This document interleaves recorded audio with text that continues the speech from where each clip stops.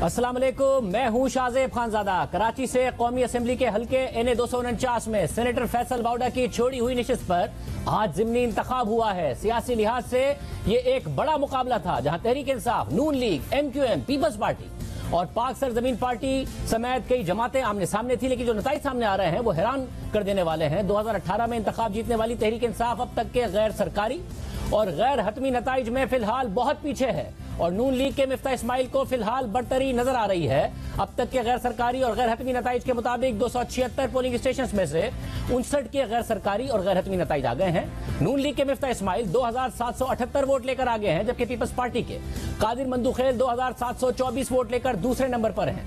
कलदम TLP के Nazir Ahmad 2343 vote लेकर तीसरे नंबर पर हैं और पाक सरजमीन पार्टी के मुस्तफा कमाल 1978 वोट लेकर चौथे नंबर पर हैं। MQM के हाफिज मोहम्मद मुरसलीन 1653 वोट लेकर पांचवें नंबर पर हैं।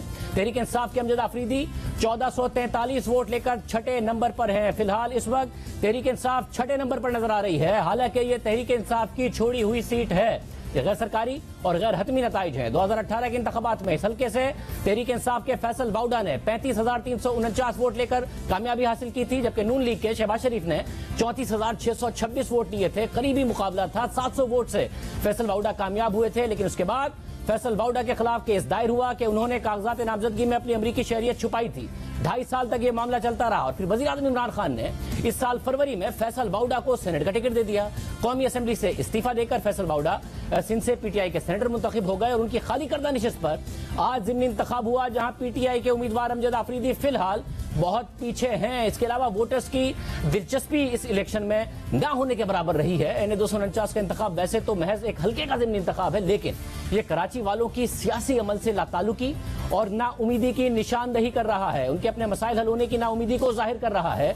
इस हवाले से हम बात करेंगे। नून लीग के उम्मीदवार मिफ्ता इस्माइल साहब हमारे साथ मौजूद होंगे, तहरीक इंसाफ के उम्मीदवार अमजद आफरीदी हमारे साथ मौजूद होंगे, पीपल्स पार्टी के उम्मीदवार कादिर खान मंदुखेल से भी हम राब्ता करने की कोशिश कर रहे हैं और इस वक्त कसीम सईद हमारे नुमाइंदे हमारे साथ मौजूद है जो सारा दिन इस इलेक्शन को कवर करते रहे। इस वक्त इलेक्शन कमीशन में क्या सूरत हाल है, इतना लो टर्न आउट है, इलेक्शन कमीशन क्या सोच रहा है? कसीम बताइएगा इस वक्त क्या सूरत हाल है? जी शाहजेब, हमने पूरा दिन आज मॉनिटरिंग की है तो इलेक्शन कमीशन हमें आज सुबह से ही खासा मुस्तैद नजर आया। 6 अरकान असेंबली को हल्का बदल करने के अहकाम दिए, 2 सरकारी गाड़ियों का भी नोटिस लिया जो कि हुकूमत सिंध की थी, यहाँ पर घूम रही थी। लेकिन जहाँ तक नताइज मुरतब करने की बात है तो अब हमें यहाँ पर सुस्त रवि दिखाई दे रही है। वो मुशाहिदात हैं जो मैं यहाँ पर खुद एक्सपीरियंस कर रहा हूँ। मैं आपको बता रहा हूँ कि अभी तक सिर्फ 80 प्रिजाइडिंग अफसरान ही यहाँ तक पोलिंग बैग्स लेकर आए हैं और व्हाट्सएप के जरिए से 200 प्रिजाइडिंग अफसरान ने अपना जो नताइज हैं फॉर्म 45 की सूरत में वो यहाँ पर भेजे हैं। इलेक्शन कमीशन ये कहता है कि अगर 10% से कम टर्नआउट रहा तो रीपोलिंग की तरफ जाया जा सकता है और तमाम जो वोट डाले जाएंगे उसमें खवातीन का 5% हिस्सा होना भी जरूरी है। अब तक का जो टर्नआउट है, जो 200 पोलिंग स्टेशन के नताइज पहुंचे हैं थ्रू व्हाट्सएप, वो 10 से 15 के दरमियान ही फ्लक्चुएट कर रहा है। लेकिन ये वही टीम है जिन्होंने PS 88 का भी बाई इलेक्शन कराया था। इस वक्त खुद सूबाई इलेक्शन कमिश्नर जो है वो यहाँ पर मौजूद है DRO ऑफिस में, जहाँ पर काउंटिंग हो रही है और जिस कमरे में कंपाइलेशन की जा रही है वहां पर तमाम किस्म के गैर मुतल्लिक़ अफराद को जो है वो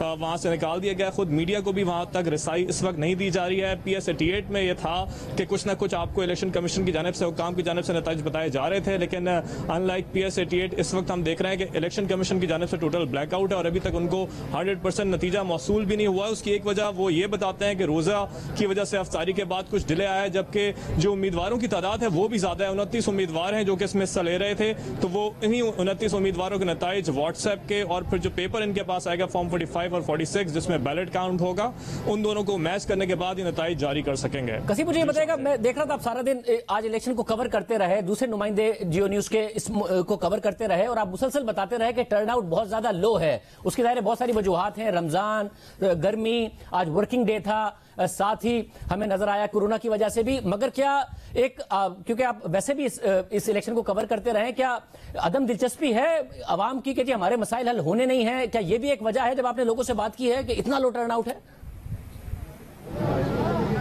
जी बिल्कुल, हमने इस पर रिपोर्ट्स भी बनाई है कि जिस तरह लोग ये एक्सपीरियंस कर रहे थे कि साल से इस इलाके में कोई काम नहीं हुआ, वहीं लोगों ने कुछ पॉलिटिकल पार्टीज के इन गिमिक्स को भी समझ लिया कि इंतखाब से एक रोज पहले वहां पर सड़कें डालना शुरू कर दी गई, जो कि 2 रोज बाद बैठ भी गई। तो यकीनन जो लोग हैं वो इतने बाशऊर जरूर हैं कि उन्हें समझ में आने लगा कि सिर्फ और सिर्फ इंतखाबात के लिए किया जा रहा है। दूसरी जानब सियासी जमातें ये उज़र पेश करती हैं इस बात का कि उन्हें भी इंतखाबी मुहिम चलाने का, मोबिलाइजेशन का उतना ज्यादा मौका नहीं मिल सका रमजान की वजह से, और इसके अलावा कोरोना वायरस की वजह से भी जो है उन्होंने अपने आप को किसी हद तक महदूद रखा। तो ये 2-3 फैक्टर्स हैं जो कि इस पर खासा उन्होंने असर डाला है। और उसके बाद हमने देखा कि अवाम की दिलचस्पी, वही लोग जो कि सड़कों पे मौजूद थे, मार्केट्स में मौजूद थे, लेकिन पोलिंग स्टेशंस का रुख नहीं कर रहे थे।